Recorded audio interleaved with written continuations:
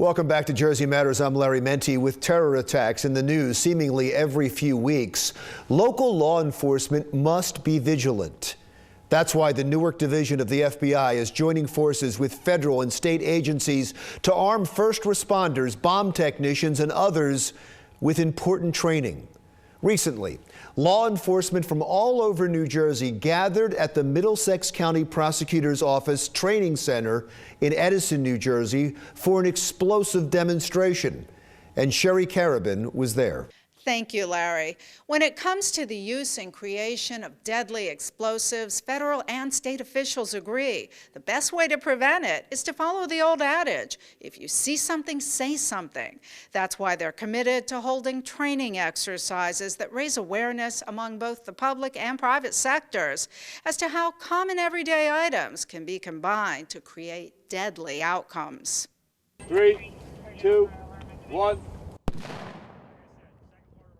At first glance, this might seem to be target practice, but what you're seeing is actually the result of a strategically placed explosive device designed to create maximum damage. It's all part of a training exercise put together by the Newark division of the FBI, together with other federal and state agencies, to raise awareness about how innocent-looking items in the right combinations can be deadly. These are items that, you or I could walk into the supermarket and purchase, and with no ill intent. However, people who seek to do us harm would buy these things in mass quantities. They may look innocuous when they're individual, but when they're put together, they can form an explosive device. We do this 2 to 3 times a year for our public and private partners to talk to them about what type of material is out there. 3, 2, 1. This exercise took place on April 5th at the Middlesex County Prosecutor's Office Training Center in Edison. It featured a number of demonstrations, including the actual preparation of the explosives. I'm going to mix this in. The target audience today was public safety, law enforcement, firefighters, hazmat technicians, as well as the private sector. So representatives from chemical facilities, distributors, manufacturers, warehouses. We invite managers, we invite store clerks too as well to this training.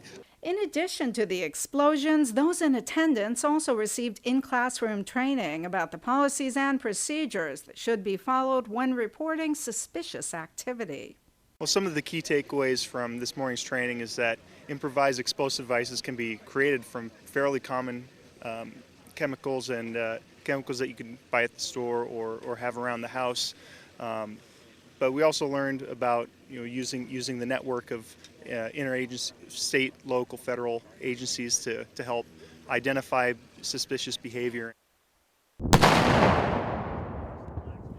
What may be surprising to some, and was certainly surprising to this reporter, is how fast these concoctions can be prepared. Actually, some of the mixtures you had seen mixed right in front of you and then deployed about 20 seconds later with a very large bang.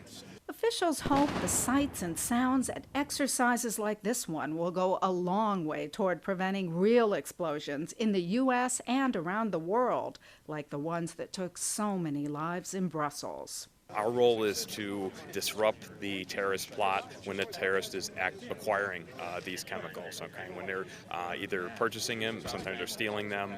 Our job is to disrupt the plot early in the stages, and we're hoping by sensitizing the private sector community that we would encourage the reporting of suspicious activity.